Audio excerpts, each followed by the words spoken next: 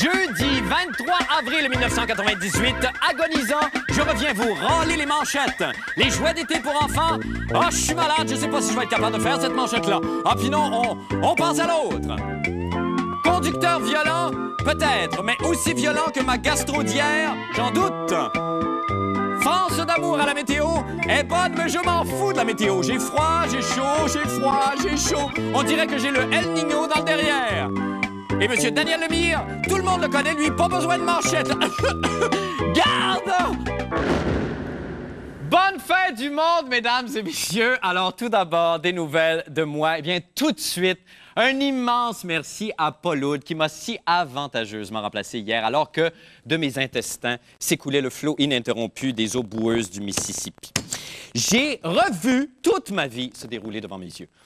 En fait, je croyais que c'était la mienne, mais après analyse, j'ai constaté qu'il s'agissait de celle de Rita Lafontaine. Enfin, ce matin, au plus profond de mon agonie, j'ai soudainement retrouvé goût à la vie grâce à cette nouvelle parue dans le Journal de Montréal qui m'annonçait que M. Serge Laprade, oui, le beau Brumel, allait prochainement animer une émission de téléachat sur cette station intitulée « Tel que vu à la télé ».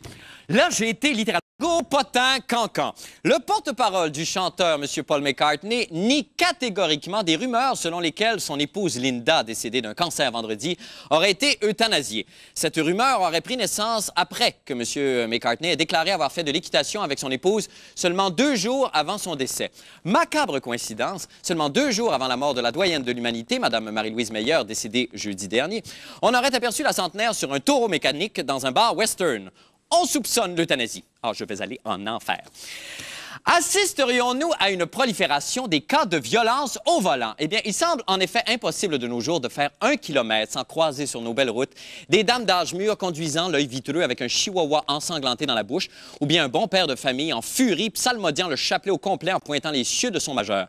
À quoi est due cette calamité? Pourquoi autant de haine? Eh bien, Isabelle Maréchal, ma maudite chauffeuse de fournaise m'a posé un flasheux, moi, est allée enquêter. On écoute. Circulation. C'est encore l'autoroute des Laurentides qui crée des maux de tête aux automobilistes. C'est la congestion direction Laval depuis la métropolitaine. Ah, les joies de la circulation. Regardez-moi ça. On se suit bien gentiment, on est tous disciplinés. Erreur.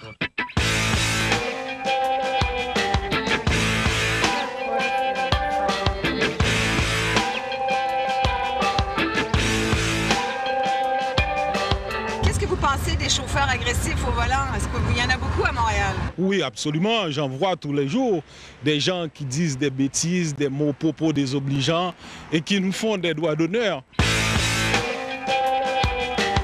Pourquoi ils s'énervent? Des fois pour dépasser quelqu'un, des fois ils sont pressés, des fois ils sont en retard. Les gens qui possèdent une voiture, assez souvent, ils se fient à leur voiture pour arriver à l'heure, alors qu'ils devraient mettre au moins 5 à 10 minutes d'avance pour arriver à destination. Il y en a qui sont pas mal agressifs, à peu près à 50% minimum. 1 sur 2. Oh oui. Je suis pas une personne agressive, mais si je côtoie des gens sur la route qui me semblent agressifs, ils me rendent malade.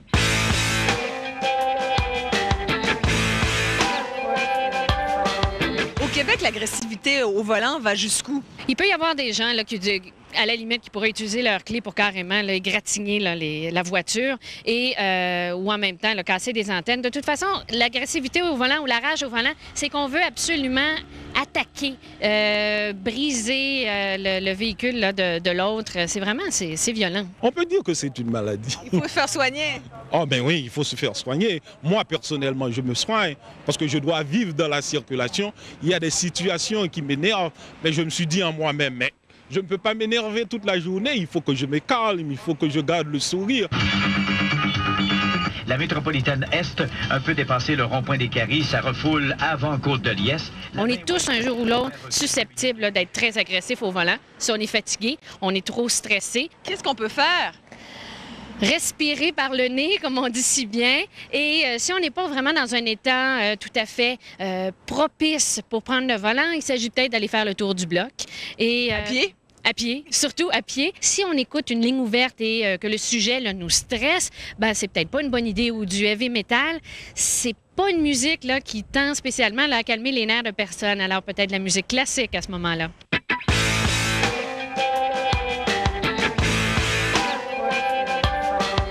Un dernier petit conseil, évitez de faire des entrevues au téléphone cellulaire et ayez toujours au moins une main sur le volant. Isabelle Maréchal, Circulation, la fin du monde. C'était de voir nos caméramans mâles ici s'insurger tout le long du reportage. Oui, ils ont tous des voitures sport rouges. Évidemment, c'est des caméramans. C'est pas, c'est des bêtes, ça aime conduire des grosses affaires. Vous, êtes-vous violente au volant? Non. Bon, ouais, me Pas semble. du tout. Mais non, comme disait la dame, avec beaucoup de sincérité, je suis pas agressive, mais coupez-moi pas. Oui, c'est ça. Hey, c'est intéressant, vous disiez que c'est en voie de devenir une maladie mentale reconnue, oui, officiellement une maladie mentale. Tout à fait. Une vraie maladie mentale reconnue. Il y a un psychologue californien qui est en train de la faire vraiment homologuer dans la Bible des troubles mentaux.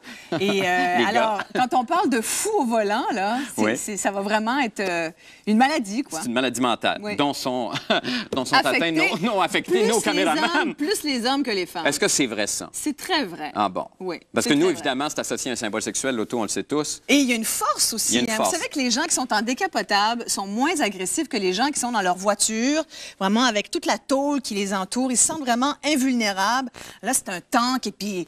on défonce. Tasse-toi. Vous connaissez la pub qui a tellement fait sauter? Bien, c'est vrai. Rapidement, Isabelle, comment on peut se soigner? On parlait de... Il y a des gens qui se soignent de ça. Comment... Bon, on peut respirer, écouter la musique classique. Ouais. Il n'y a pas de traitement pour ça. Non. Il n'y a qu'à prendre son mal en patience. Il faut être plus zen. Et c'est ça. Il faut aimer les gens. Il faut être altruiste. Voilà. Et aussi, on peut prendre la bicyclette, le vélo. Merci beaucoup, Isabelle. Merci infiniment. La bicyclette, mais... Oui, c'est ça, me semble. On s'en va faire une petite pause et on revient avec la fin du monde des sports. Restez avec nous.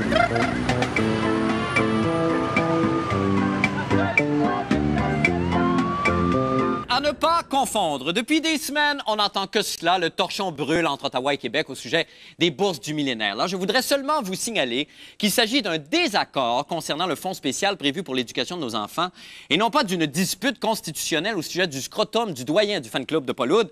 Le voici justement avec ses sports. Paul Oud, bonsoir. Bonsoir, Marc. Comment allez-vous, Moi, Marc? je vais très bien. Puis je veux vous dire encore une fois un infini merci pour avoir su relever le défi comme ça à pied levé hier.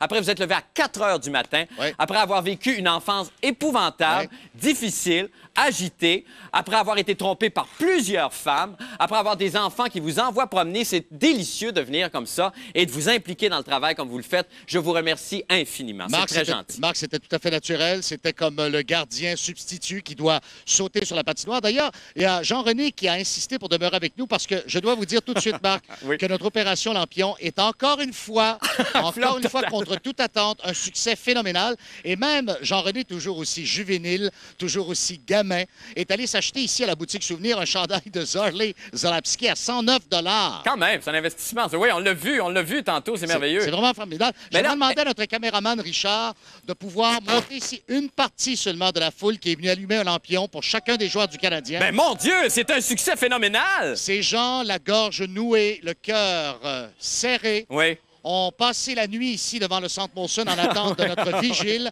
Et je demanderai à ceux-ci de s'approcher lentement parce que nous avons 21 lampions, un pour chaque joueur. Okay. Et bonsoir, monsieur, vous êtes? Éric Mailloux. Vous allumez un lampion pour quel joueur? Mark Recchi. Mark Recchi, le meilleur marqueur du Canadien. Oui, qui a une cheville amochée, apparemment. Oui. Est-ce qu'il va jouer ce soir, Paul? Oui, il va pouvoir jouer. Il y a 3 joueurs qui sont retranchés de l'alignement. D'ailleurs, on a retiré 3 lampions tout à l'heure. Vous voyez ici qu'il y a un lampion que mon ami Jean-René tient. Ça, c'est le lampion Scott Thornton qui ne joue pas. D'accord. Il y a aussi Mick Vukota, le dur à cuire. D'accord. Et il y en a un autre qui ne jouera pas également ce soir, c'est Sakou Koivu. Bonsoir, vous êtes? Bonsoir, c'est Raphaël Toin. Raphaël, et vous allumez un lampion pour quel joueur? Martin Rouchinski. Martin Rouchinski. OK. C'est très bien, ça. Ben, bonsoir, bravo. Vous êtes? Jérôme Pelletier. Jérôme?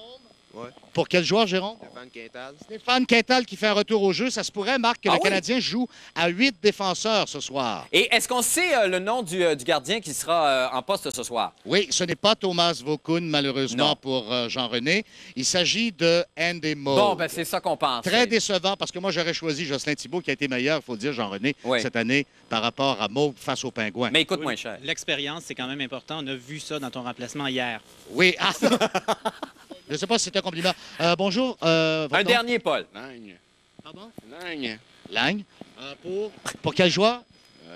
Larry Walker. Ah, c'est magnifique. OK, Larry parfait. Walker, baseball. Merci beaucoup. Évidemment, les gens sont émus ce Ben soir. oui, je comprends. Paul, c'est tout le temps qu'on a, malheureusement. Il faut qu'on se laisse.